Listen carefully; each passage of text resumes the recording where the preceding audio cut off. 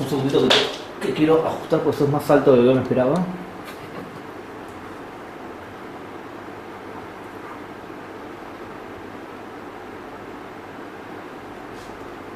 ¿Te sentís cómodo parado ahí? O los primeros 20 minutos sí. Después te vas a acostumbrar. Después te vas a acostumbrar como pasó con todos. No, pero hago una sugerencia para otras veces. Si se puede para mañana sería lo ideal. Un podio, algo. Porque te digo que, Gabriel, si yo tuviera un podio y tengo mi papel acá, no hace falta ni que me baje ni nada. Hago así, miro y ya sigo. ¿Entendés? El podio le quita el podio le quita a la gente la posibilidad de tener contacto directo con él. Vos te pones un podio adelante, por eso... Algo. Que yo no tenga que estar bajado, o una mesa más alta, no sé qué decirte. Te puedo poner un... Bajá la vista, lee tranquilo, Bueno, porque igual la edición no se va a ver. Vos sabés que la edición es para ayudar al orador.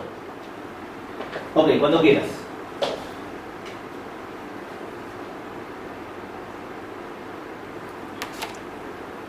Pero espera, Valdés, ¿empiezo directamente o digo hola, bienvenidos al curso? No te presentés vos como persona, pero sí, el curso este va a ser sobre esto y esto. Y empezamos con la primera clase. Y cuando terminas cada clase y este tema lo vamos a ver mejor, entonces vamos a seguir en nuestra segunda clase. Bueno. ¿Vale? Los invito a seguir, lo que sea. Muy bien. Una cosa importante. Intentar las manos no volar demasiado para afuera, pero sí moverlas. ¿Está bien? Ya, bye. Bienvenidos al curso de Judeofobia. Vamos a comenzar hoy con nuestro primer encuentro. Y hace muy poco escucho que en la televisión holandesa se hace una parodia de la canción ganadora por Israel en el Eurovisión, en donde se muestra algo así como que la representante israelí tiene cierta vocación por el dinero, por las ganancias, además de que Israel es un país agresivo y todo lo habitualmente presente en la propaganda anti-israelí. Pero cuando el embajador de Israel en Holanda hizo saber su descontento por esta parodia, la respuesta fue: esto no tiene nada de antisemita, de judeofóbico. ¿Cómo demostramos que sí? No es tan fácil, es un poco compleja la idea. Ustedes saben que cuando Menachem Begin asumió su rol de primer ministro en Israel en 1977, una de las principales revistas en los Estados Unidos publicó Menachem Begin, y como Begin en inglés se podría pronunciar begin, empezar, para no confundir, puso entre paréntesis, se pronuncia como Fagin, y anota F-A-G-I-N. Fagin es el villano judío de la novela Oliver Twist de Charles Dickens. ¿Podemos aquí demostrar que hay un intento judeofóbico, antisemita, o no? Resulta un poco complejo. Muchas veces veo instituciones judías que reaccionan frente a alguien que dice se ha comportado como Hitler. Y la respuesta es: no banalicemos la Shoah, no traigamos a Hitler como una muestra de algo que es insignificante, etcétera, etcétera. ¿Es al lugar esta demanda? ¿Corresponde? El tema de la judeofobia muchas veces confunde a la gente, y mucho más que confundir, le hace pensar que estamos hablando de un tema obsoleto, superado. Y en buena medida tienen razón los que sostienen esto, porque después de todo los judíos casi no son discriminados en el mundo. En muy pocos lugares, muy pocas veces. Si hay algún club que no deja entrar a miembros judíos, seguramente la comunidad tiene clubes mejores, así que ni notan esa exclusión. Los judíos prosperan por doquier. Tienen libre ingreso a la política, a las ciencias, a las artes, a aquello que se propongan. Entonces, insistir con la judeofobia o el antisemitismo ¿no es un poco estar atado a un tema que ya merece no ocupar ningún lugar en el discurso? Bueno, a lo largo de nuestro curso voy a tratar de demostrar no solamente que el tema no es obsoleto, sino que permea a tal punto el discurso del odio que casi es el tema principal en ese discurso. Pero es muy sutil, entonces hay que verlo desde distintas ópticas. Que no ha quedado obsoleto, por otro lado, lo muestran las estadísticas. hace unos pocos años se hizo una mega encuesta mundial que abarcó una representatividad de 1.000 millones de personas, no es poco. Y las conclusiones fueron que una cuarta parte de la población mundial alberga prejuicios en contra de los judíos. Es notable, es una especie de disonancia cognitiva, porque esos mismos que albergan estos prejuicios son los que dirían en algún momento: ¡hey, otra vez con este tema, no está superado! Y lo dicen con honestidad. Empecemos desde el comienzo. Cuando mencionamos estos prejuicios antijudíos, debería haber alguna definición de qué son estos prejuicios, por qué generan estereotipos que muchas veces son hostiles, violentos. El pionero en la materia es Gordon Allport, que allá por mediados del siglo XX, entre muchas otras disquisiciones, llegó a una definición clásicamente aceptada de lo que son los prejuicios. Y dice Allport, se trata de antipatías basadas en generalizaciones defectuosas e inflexibles. Es decir, cuando uno hace una generalización sobre algo, no estás dispuesto a revisarla y es obvio que presenta serios defectos esta generalización. Cuando se traduce en antipatía, que es la mayor parte de las veces, estamos frente a un prejuicio, y en nuestro caso vamos a usar indistintamente los términos prejuicio y estereotipo, aun cuando semánticamente no son lo mismo. Los judíos son un grupo más minoritario, entonces perfectamente pueden ser objeto de este tipo de prejuicios. No solamente pueden, sino que Allport, en su investigación seminal, trae dos grupos que específicamente en los Estados Unidos eran objetos de estos estereotipos: los negros y los judíos. Y enumera las distintas fallas que se les atribuían a uno y otro grupo.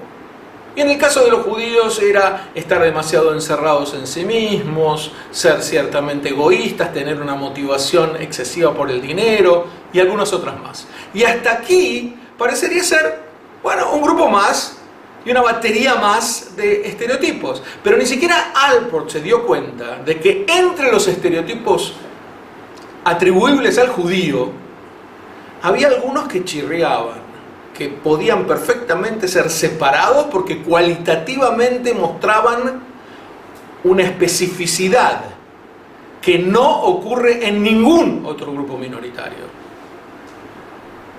Si uno dice que todos los judíos son narigones, que tienen las narices largas, o que todos los judíos son avaros, están más o menos en las mismas categorías de otros grupos, con la diferencia que está utilizando adjetivos que no utilizan otros grupos. Pero es básicamente como decir que hay minorías que son esencialmente torpes: los noruegos en Suecia, los polacos en Estados Unidos, o los irlandeses en Inglaterra, los, entre comillas, gallegos en Latinoamérica, los portugueses en Brasil.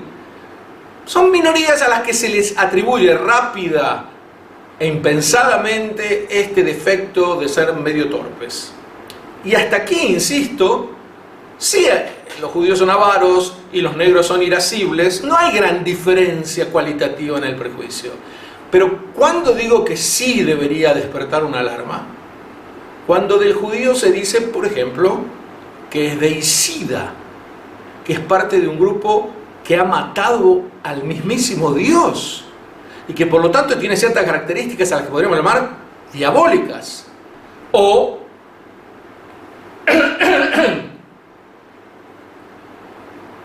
cuando se dice del judío que domina el mundo o que tiene una conspiración para dominar el mundo. Aquí no estamos cayendo en un estereotipo normal, rutinario. Aquí hay un problema adicional que debe ser abordado con instrumentos distintos. Los judíos, en la medida en que sean considerados un grupo peligroso y poderoso, y estas dos características se dan constantemente en la judeofobia, un grupo peligroso y poderoso, no despiertan el mismo desprecio que podrían despertar otros grupos minoritarios objetos de prejuicio. Porque los demás, insisto, el término es desprecio. Y cuando uno desprecia a alguien, lo que quiere es no tenerlo cerca, no tenerlo en la familia, tal vez no tenerlo de vecino. Pero lo que despierta el estereotipo judío de ser un grupo poderoso, secretamente poderoso y peligroso, no es desprecio. Es un miedo que se traduce inmediatamente en odio. Hay que defenderse contra un grupo que en cualquier momento no solamente va a dominarme, explotarme, expoliarme, sino que incluso puede llegar a matarme si yo no me defiendo frente a él. Entonces, tenemos aquí una especificidad de la judeofobia que ya adelanto y que vamos a analizar a medida que vayamos avanzando con el curso. Hay más o menos 13 millones, un poco más, de judíos en el mundo. Es cierto, parecen mucho más. Después de todo, es el 0,2% de la población mundial.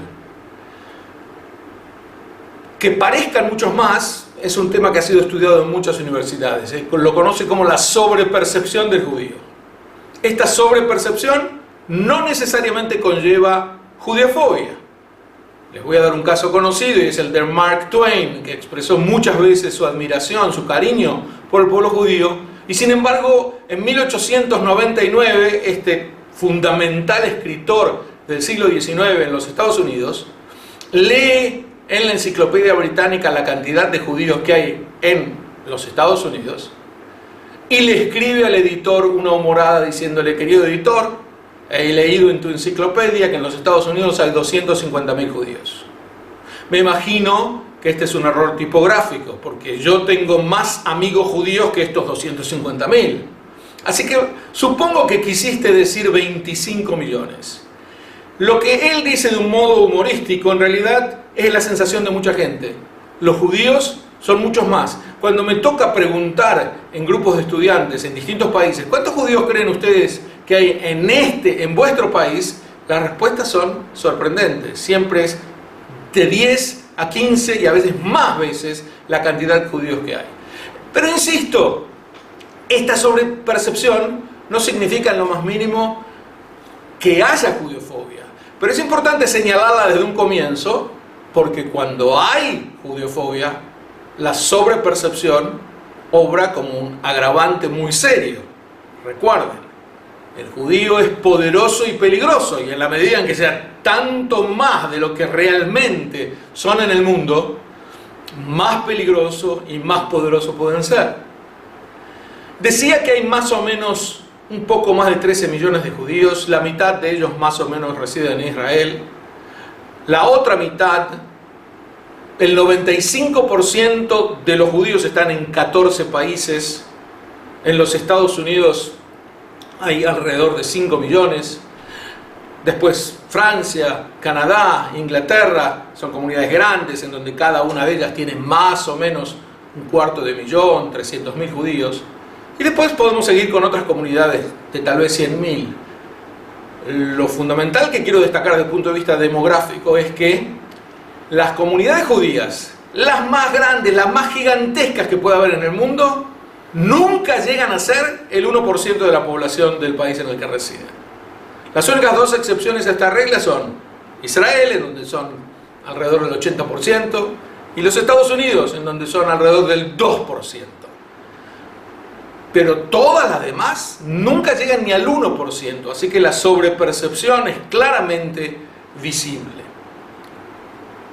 Interrumpo, unos segundos, quiero concatenar. Un pequeño celular. ¿Yo o la mesa? Ahí está. No, si te pongo la mesa para atrás vas a ir tú también más para atrás. Ahí está bien. Okay.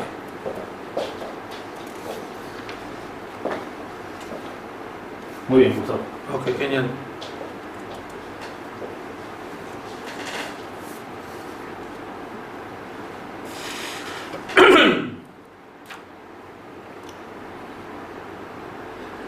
La judeofobia existe aún en personas que creen estar desprovistas de prejuicios.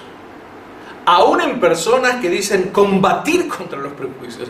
Aún en individuos que levantan la bandera de la tolerancia permanentemente y con mucha honestidad lo hacen. ¿Por qué?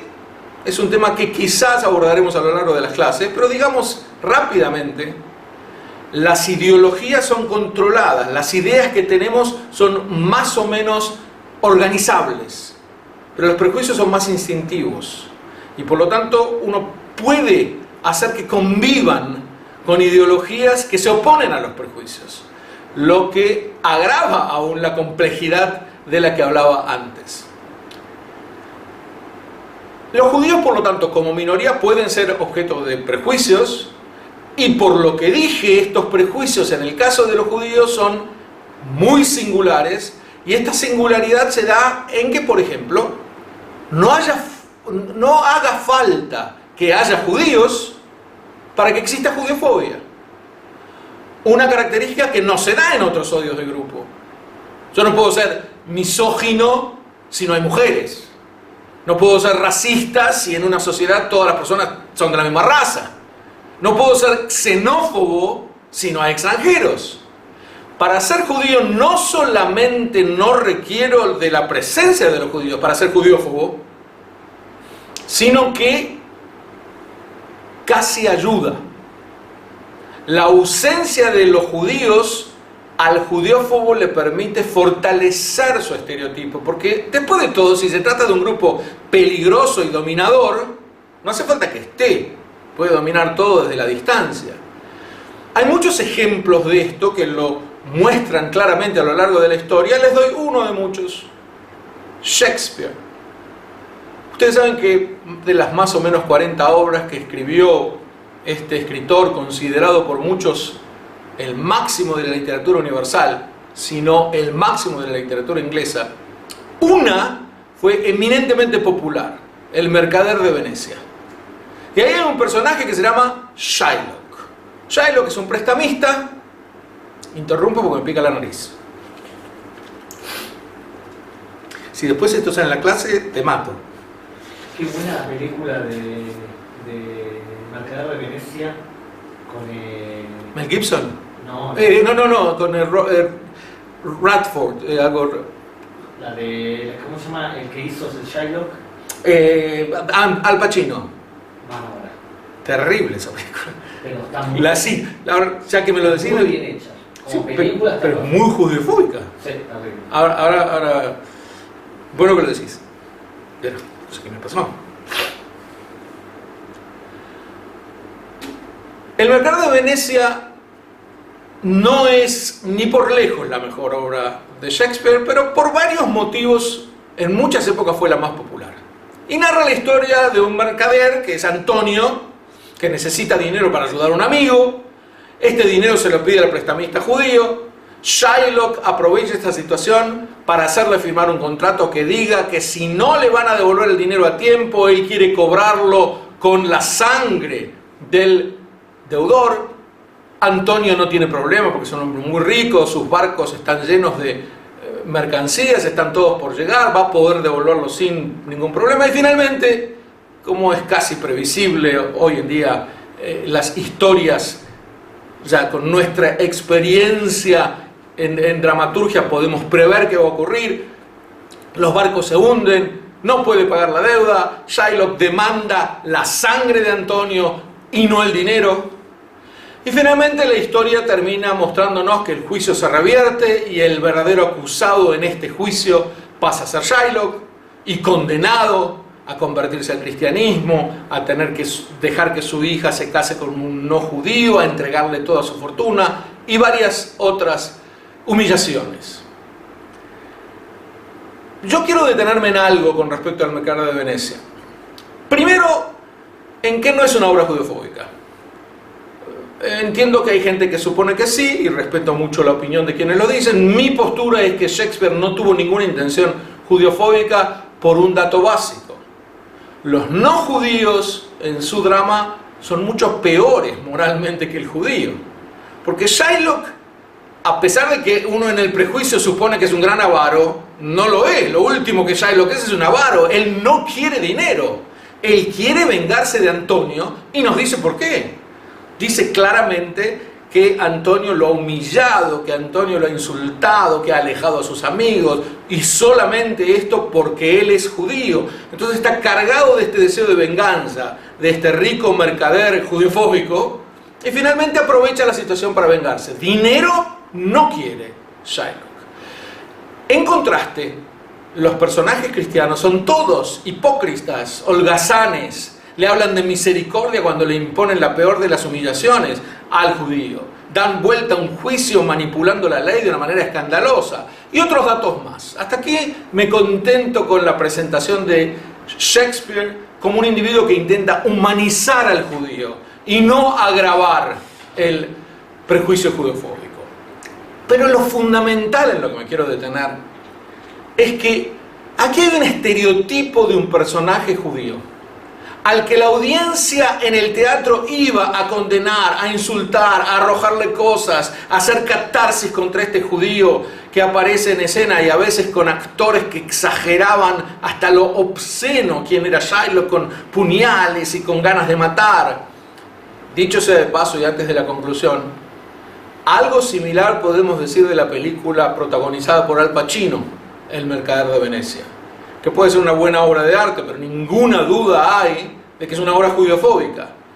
¿Cómo lo sé? Por lo siguiente. Cuando el director agrega a la obra datos que no están en el original, y estos datos son eminentemente judeofóbicos, queda claro que la obra tiene una intención de agravar el estereotipo judío. Y este es el caso de la película.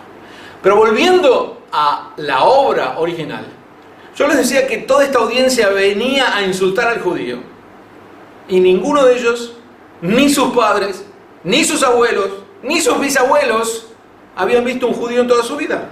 Lo odiaban, pero no estaba. Más aún, Shakespeare, el autor, no había conocido a ningún judío en su vida, ni sus padres, ni sus abuelos.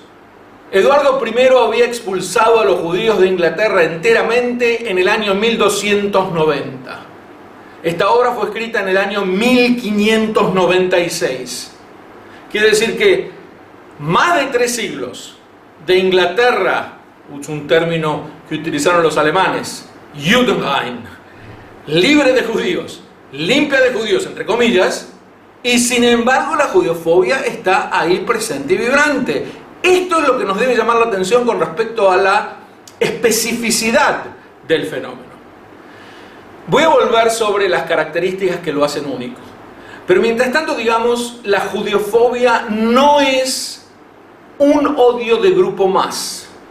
Y mezclarlo con todo tipo de prejuicios o de discriminaciones nunca nos permite entenderlo bien. Y es lo que ocurre generalmente. Se lo pone en una bolsa como si fuera un fenómeno discriminador. Se discrimina a los negros, se discrimina a las mujeres, se discrimina a los discapacitados, se discrimina a los homosexuales, se discrimina y terminan incluyendo al judío. Pero el judío, dijimos desde el comienzo, no se lo discrimina. La judeofobia no es un fenómeno discriminador. La judeofobia es un fenómeno demonizador. Y eso no tiene nada que ver con la discriminación. Por lo tanto, ni siquiera en sus efectos debería ser tratado junto con otros odios de grupo.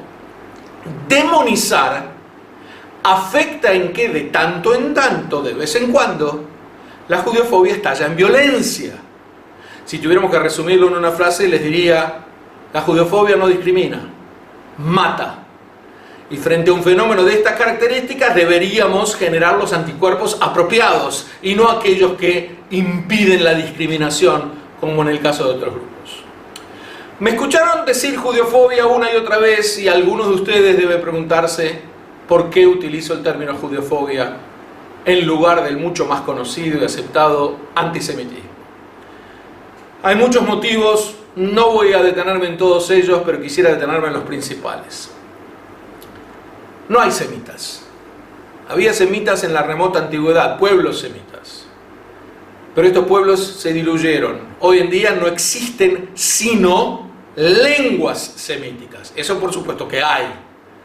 Hay 4 fundamentales que se siguen hablando hasta hoy: el hebreo, el árabe, el arameo, el amhárico, etíope.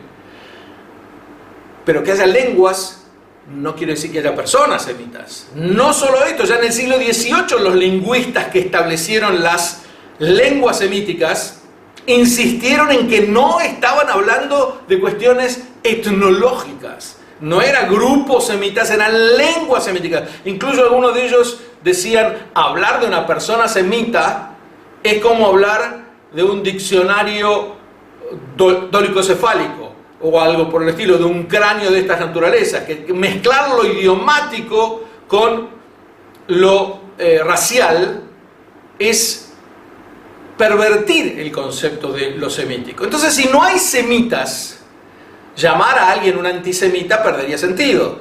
Peor aún, semitas no hay hoy, pero hubo en el remoto pasado, pero antisemitas no hubo jamás.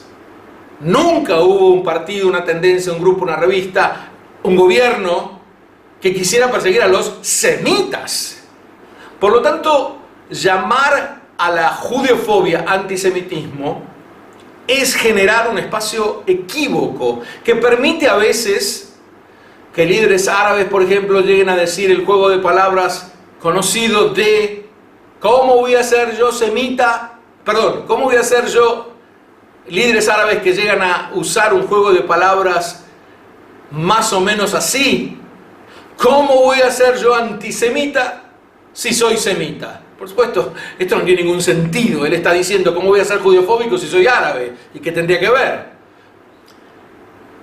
Pero hay otros motivos, e insisto que no quiero abordarlos todos, que tienen que ver más con lo ideológico. El sufijo ismo y el prefijo anti quieren decir una idea que viene a combatir con otra idea, contra otra idea. Antimodernismo, antisocialismo, antiliberalismo. El antisemitismo no es una idea que viene a combatir con otra idea, refutar otra idea, es un odio de grupo. Y como tal, darle el nombre de una idea es precisamente permitirle disfrazarse de opinión a lo que no es una opinión, sino una agresión. Esto lo explica bien Jean-Paul Sartre en su libro Retrato del antisemita. Él dice, no permitamos que el judeófobo, él utiliza el término antisemita, disfrace este odio de opinión. Por lo tanto, la palabra antisemitismo, que fue acuñada en 1879 por Wilhelm Marr, un malandra alemán, no es la más apropiada. Judeofobia, que es coetánea y fue acuñada por un pensador judío cuyo legado sigue vigente, y me refiero a Leon Pinsker, autor de Autoemancipación. En este libro, Autoemancipación, Pinsker dedica un capítulo a explicar de una manera muy original por qué existe la judeofobia, y volveremos sobre estas explicaciones hacia el final, y llama a ese capítulo judeofobia. Por lo tanto, de aquí en adelante yo voy a usar judeofobia, no voy a corregir a ninguno de ustedes que use antisemitismo si lo prefiere, pero tengan en cuenta que el término lleva a confusiones. La judeofobia, el odio antijudío, decía, es singular. En principio es el odio del grupo más antiguo que hay. ¿Cuándo comenzó? Lo veremos en la próxima clase. Pero mientras tanto, digamos que hay varias escuelas que plantean en general que el fenómeno es milenario. Robert Wistrich, que fue la máxima autoridad de judeofobia y falleció hace no muchos años, llama a su libro The Longest Hatred, el odio más antiguo. Más allá de cuando fijemos la fecha de comienzo de la judeofobia, y hay posibilidades plausibles, lo fundamental es que no hay odio que haya existido tanto tiempo.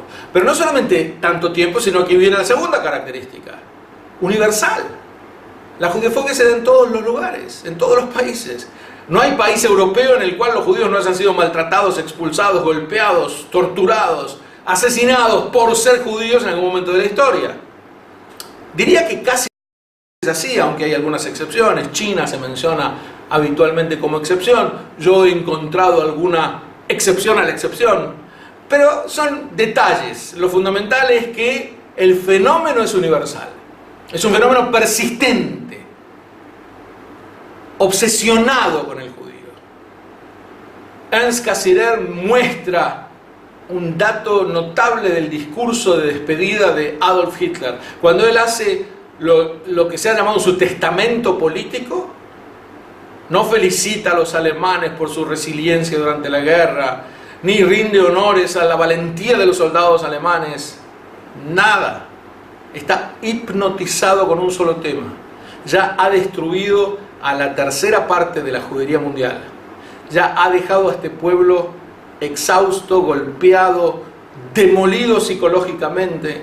Ya ha creado una devastación como nadie previamente y sin embargo escribe: lo que pido es que no abandonen la lucha contra el enemigo mundial que es el judaísmo internacional, etcétera, etcétera. Es decir, aquí hay una obsesión obviamente patológica, y si bien en el caso que les menciono como ejemplo esta patología es obvia, la obsesión se da en el judeófobo de una manera mucho más presente que en cualquier otro odio de grupo.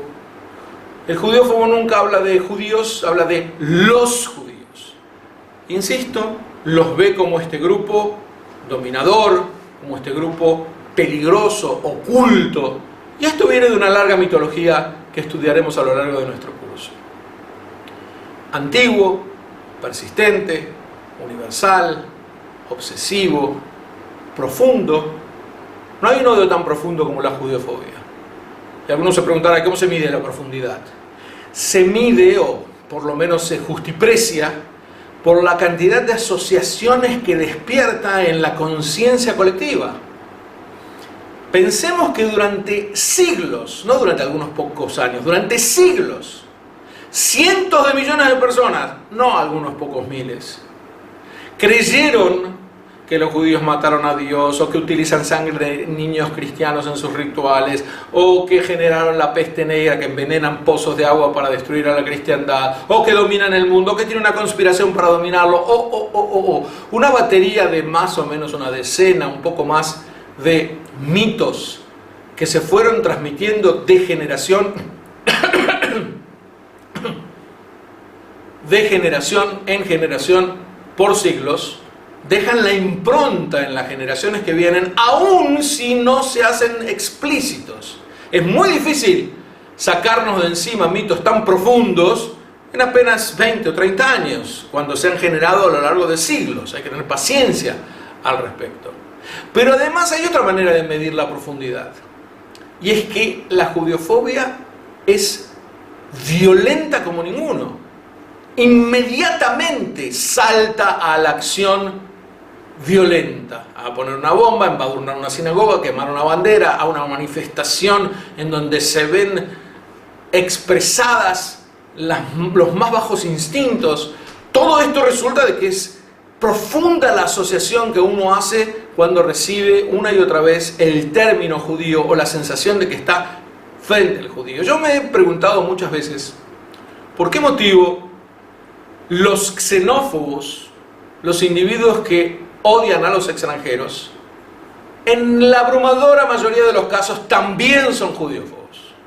Porque uno podría pensar, ¿por qué no se conforma con odiar al extranjero? Voy a hablar de la xenofobia en unos minutos, pero ¿por qué tiene que caer también en el odio antijudío para encontrar un culpable de todos los males? La respuesta creo que está en lo siguiente.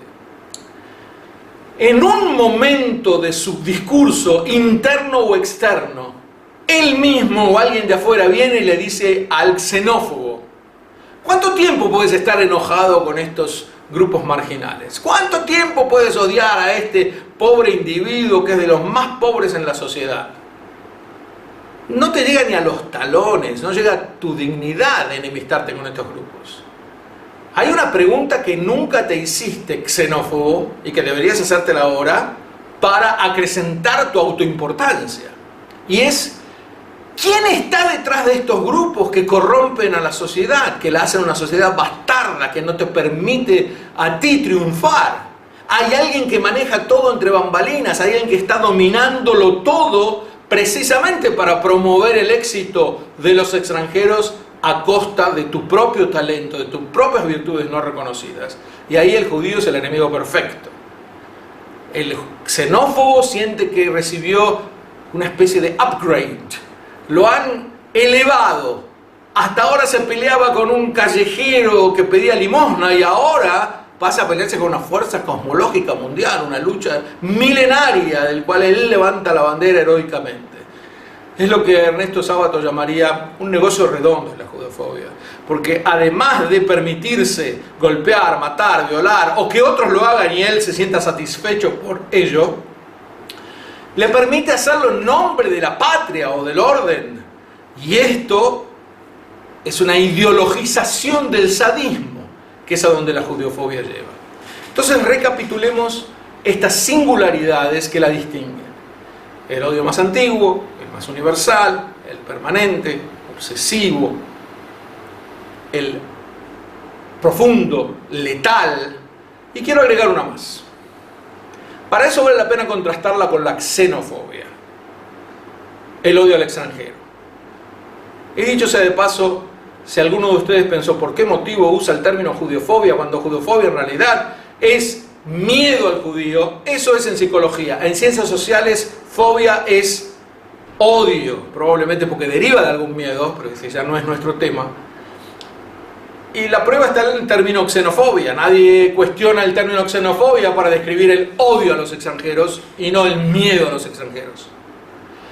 La xenofobia existe en todas las sociedades. No hay sociedades que no tengan algún grupo xenofóbico, es decir, un grupo que acuse a los extranjeros de lo mal que le va al país. Hay países con mucha xenofobia, como Austria, y hay países con poca xenofobia, como los países centroamericanos en general. Pero siempre habrá un poco, siempre hay un grupo. ¿Y cuáles son los argumentos básicos del xenófobo? El xenófobo traerá muchos argumentos, pero hay dos categorías, se repiten. Una es la económica, los extranjeros me quitan las fuentes de trabajo. Y otra es la social, los extranjeros aumentan la criminalidad en el país o destruyen mi cultura, no saben ni hablar el idioma.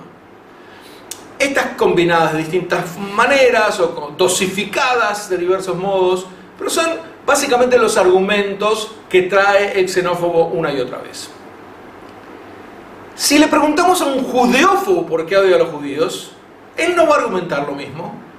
Va a traer como argumento los mitos de los que hemos mencionado previamente. Porque los judíos son deicidas, dominan el mundo, son peligrosos, etcétera, etcétera. Distintas derivaciones de estos mitos. ¿Y cuál es entonces la diferencia cualitativa entre los argumentos xenofóbicos y los judeofóbicos? Que los argumentos xenofóbicos son una distorsión, una explicación mal hecha de la realidad. Porque es cierto que hay desocupación, desempleo, paro en el país en donde el xenófobo se está quejando de ello. Lo único que él lo explica mal, los extranjeros no tienen la culpa de la situación económica, en general son víctimas de la situación económica. Pero el hecho es que hay desempleo, hay criminalidad. Él no la está inventando, los extranjeros no son los culpables. Entonces él ha hecho una explicación rápida, una generalización, una muestra superficial de por qué ocurren las cosas, pero basada en la realidad. En cambio, ¿cómo puedo discutir yo con alguien que viene a decirme que domino el mundo? ¿Hay algún argumento con el cual le pueda demostrar que yo no maté a Dios, que no estaba ese día? ¿Hay algún argumento racional con el que puedo convencer a un negador del holocausto que trae el mito de que el holocausto nunca existió y los judíos lo fabrican? Aquí radica quizá la diferencia fundamental entre la judeofobia y la xenofobia. La judeofobia es una fantasía basada en fantasías, basada en mitos, y por lo tanto es tan difícil debatir con ella. La xenofobia es una fantasía basada en realidades.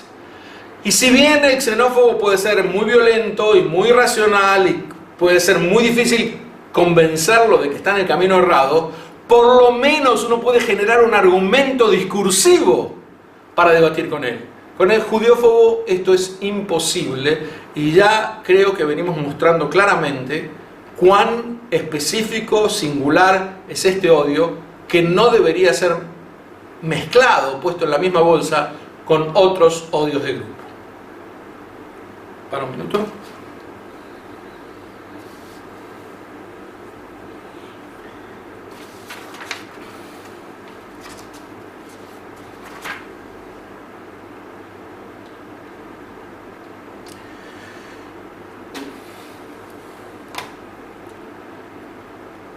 Si alguien preguntara, ¿y por qué sigue existiendo la judeofobia? La respuesta creo que es muy fácil. No es muy satisfactoria porque deja sin responder cuándo comenzó el fenómeno, pero la respuesta es fácil. La judeofobia sigue existiendo porque es un odio disponible como ninguno, de fácil acceso.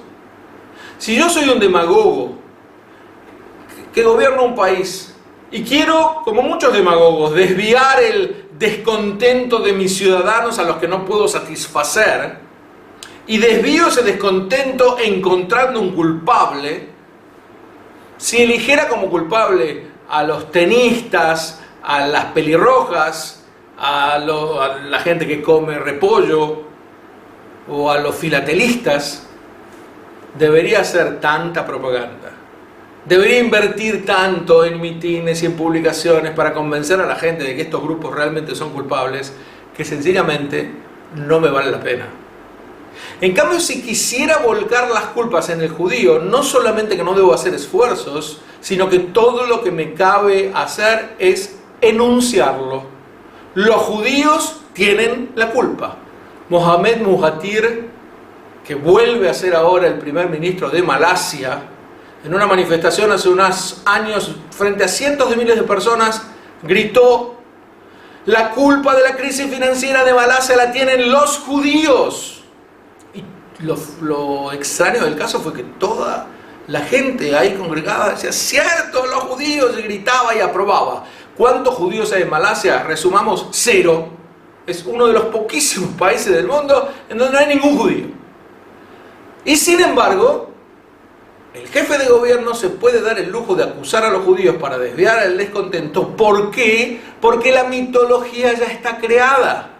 Cada uno sabrá si es porque mataron a Dios, o porque dominan el mundo, porque envenenan los pozos de agua, o porque utilizan sangre de niños.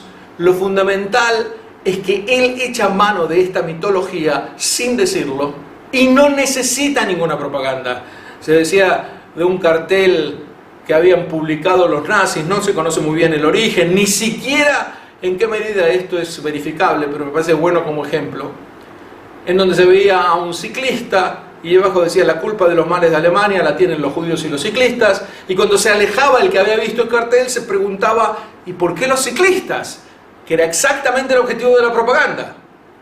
De los judíos no hace falta preguntarse nada, la mitología ya está creada. De cualquier otro grupo habría que invertir en pensar, pero ¿por qué será? En cuanto al judío no hace falta pensarlo por esta mitología de siglos. Y entonces se trata de un estereotipo disponible, de un odio que está al alcance de la mano, fácil. Por eso sigue existiendo. Hemos resumido las características que hacen a este fenómeno único, y me gustaría detenerme algunos minutos ahora en ¿cuándo comenzó? ¿Desde cuándo podemos decir que hay judeofobia? Y incluso tomar un poquito de agua, si les parece bien. Que no me mueva de donde estoy. No, está ahí. ¿Dónde la dejaste? No, la mía yo la cambié por una con gas y la tomé toda. Ahora cualquiera me puede dar con ese problema. Yo no sé cómo te aguantaron tus 6 acá sin poder mover un pie, ¿en serio te digo? Echar valeja ahí. No, mira, que ya no entraste hace 45 minutos que estás hablando y sin ningún problema, o sea que... ¿Quién dijo que sin ningún problema? No es tan grave. No, está bien, no es tan grave, pero me quiero mover, ya empiezan a dormir una de las piernas, ya empieza a dormir. Movete, no camines para el costado nomás. ¿Vos estás filmándome ahora también? Sí. Y si te quejas demasiado, nos meto.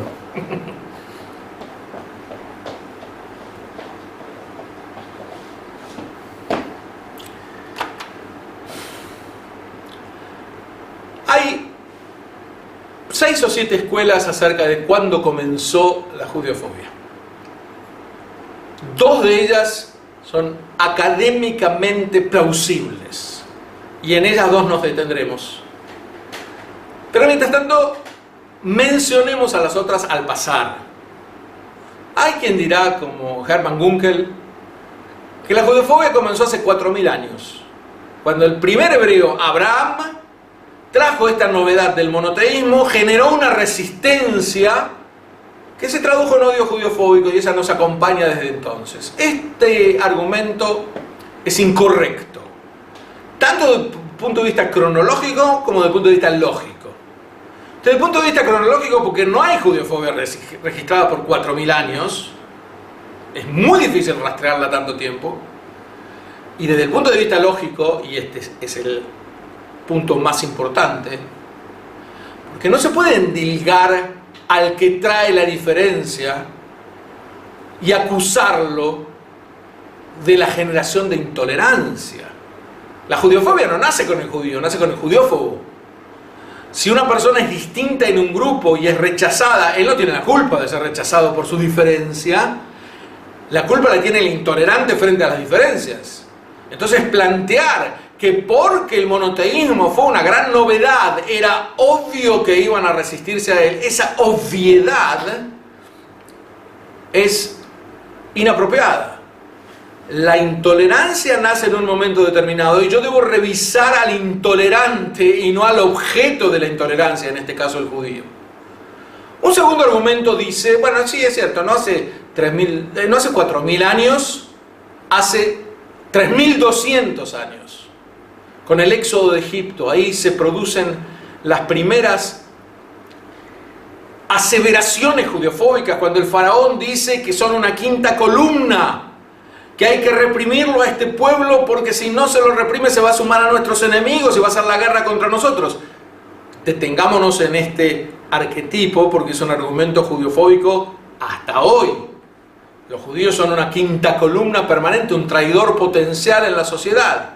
Pero más que un arquetipo no hay en esta mención bíblica. Porque lo más probable es que el faraón lo que quería era reprimir a los esclavos.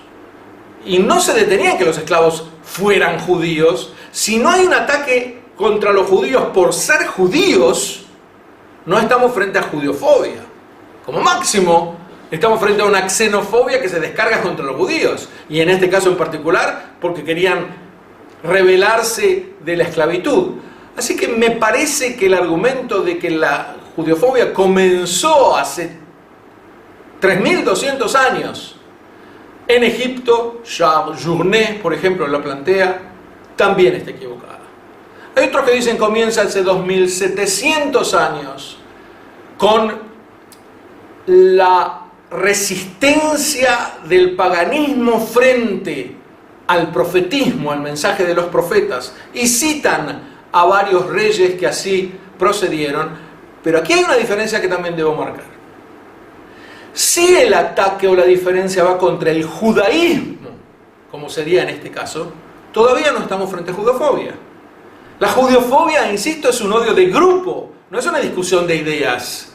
Si viene alguien y me argumenta que le parece mal, por ejemplo, el Brit Milá, la circuncisión, yo no puedo acusarlo de judeofóbico.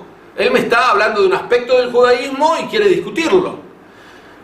Si va a descargar esta discusión contra los judíos como grupo, ahí pasamos a otra categoría. Pero mientras tanto, quiero marcar la diferencia de lo que es una discusión de ideas, aun si esta idea es el judaísmo, de lo que es, por otro lado, un odio de grupo. Para que haya judeofobia tiene que haber un odio de grupo generalizado que se descarga contra los judíos en su conjunto y no contra otras poblaciones. Avanzando más, hay quien dirá, la judeofobia comienza más o menos hace 2500 años, con el retorno a Sión. Los judíos volvían de Babilonia y en el momento en que retornaban, hubo varios que se resistieron a este retorno. Y otra vez, esto parece más una lucha nacional que un planteamiento judeofóbico. Y entonces llegamos a la primera de las dos escuelas académicamente plausibles. La judeofobia nace hace 2300 años con el helenismo. Quien se pone a rastrear cuándo aparecen los primeros escritos específicamente judeofóbicos va a llegar a Alejandría, esta ciudad en la que los judíos prosperaron muchísimo, llegaron a ser una tercera parte de la población de la ciudad, fundada en memoria, en homenaje a Alejandro Magno, capital del helenismo. Y capital del helenismo no quería decir capital de lo helénico, marquemos la diferencia. Helénico es lo griego, helenista es la simbiosis entre lo griego y los países conquistados. En ese sentido, Alejandría era la capital del helenismo, del Egipto conquistado por el imperio griego, y también era la capital de la diáspora judía. Ahí aparecen los primeros escritos específicamente judiofóbicos. Edward Flannery, un sacerdote norteamericano que ha escrito un libro llamado 23 siglos de antisemitismo, en rigor este es en inglés el subtítulo, el título del libro original es The Anguish of the Jews, la angustia de los judíos. Él muestra que el primero de ellos fue Hecateo de Abdera, aquí se reconoce el primer documento, en donde ya nos habla acerca de los judíos en términos hostiles. Pero hay algo singular en Hecateo, y es que él plantea la historia de Egipto como la historia frente a un grupo que en vez de haberse escapado de Egipto con el célebre éxodo, fue expulsado de Egipto. Y digamos que si hay judeofobia es muy tenue. Lo peor vino después, porque Maneto y los escritores que siguieron, sobre todo Apolonio Molón, muchos de ellos empezaron a generar mitos judeofóbicos para explicar ¿y por qué fueron expulsados? Es cierto, fueron expulsados, pero hay que entender por qué. Y entonces se generan los primeros mitos de que los judíos adoraban asnos, de que los judíos adoraban a las nubes, que eran holgazanes y por eso descansaban un séptimo de su vida. Y el primero de todos ellos, que quiero marcar como el primer mito judeofóbico: nosotros los egipcios los expulsamos a los judíos porque transmitían la lepra, y para evitar contagiarnos de lepra hubo que expulsarlos a todos. Notemos que aquí se genera un mito judeofóbico que después se va agravando, insisto, los judíos adoraban un asno en el templo de Jerusalén. Después viene mucho peor, Damócrito escribe: los judíos cada 7 años secuestran a un no judío y lo sacrifican en el templo de Jerusalén. Esto tuvo derivaciones funestas a lo largo de la judeofobia, pero quiero decir que los mitos se van agravando y todos parten de explicar el resentimiento. No nos gustan los judíos, los hemos expulsado y hay que explicar por qué los hemos expulsado. ¿De dónde viene este resentimiento? Que había que explicar ideológica o mitológicamente. Una, les dije que los judíos prosperaban mucho en Alejandría y probablemente con ello despertaron la envidia de los que prosperaban menos. Y se los veía además ligados al imperio griego y después al imperio romano, que fueron los que permitieron esta pluralidad dentro de Alejandría y otros lugares de los imperios. Pero hay una posibilidad que es un poco más profunda de por qué resentían al judío, y es que los judíos, al celebrar el nacimiento de su nación, ponían en el centro el éxodo de Egipto. Hasta hoy el éxodo de Egipto es mencionado en toda fiesta judía, en cada kiddush que hacemos el viernes a la noche mencionamos Zecher Litziat Mitzrayim, es en recuerdo del éxodo de Egipto, aunque no tenga nada que ver. Es el paradigma de la libertad, el pueblo de esclavos que se ha rebelado contra los esclavistas, un origen humilde que tanto nos enorgullece. Este énfasis en Egipto como la encarnación de la esclavitud es lo que hizo que probablemente aquellos historiadores egipcios que escribían en griego dijeran: momento, nuestro orgullo nacional se siente herido por este exceso de marcar a Egipto como sinonimia de la esclavitud. Más aún, la palabra Egipto, Mitzrayim, se escribe igual que Metzarim, estrecheces, angustias. Y quizá de ahí deriva una especie de orgullo nacional herido que se tradujo en Renacimiento y que buscó esa mitología. Pero les dije, hay otra escuela que dice: no 2300 años, hace 2000 años la judeofobia nació con el cristianismo. Empezamos diciendo: sí creemos que la judeofobia nació con el helenismo hace 2300 años o que nació con el cristianismo hace 2000, esto obviamente no quiere decir que todos los helenistas o que todos los cristianos eran o fueron judeófobos. Simplemente significa que las raíces de la judeofobia están allí, y es lo que estamos tratando de analizar. Y la segunda pregunta, la que quiero resolver antes de entrar en las raíces cristianas de la judeofobia, es: pero los escritos de Alejandría están presentes, están claros, están estos autores que escribieron en contra de los judíos. Entonces, ¿cómo alguien podría decir que en realidad la judeofobia nació con el cristianismo cuando 3 siglos antes ya existía? Flannery, incluso en su libro, de algún modo apologético, da la respuesta desde el comienzo. Al llamarlo 23 siglos de antisemitismo, nos está queriendo decir: la Iglesia tuvo un papel muy importante en la judeofobia, pero empezó 3 siglos antes el fenómeno. No nació con la Iglesia. Nos da esa respuesta. Pero hay otra posibilidad, y es la que planteó Jules Isaac en su libro Audaz de 1956, Las raíces cristianas del antisemitismo.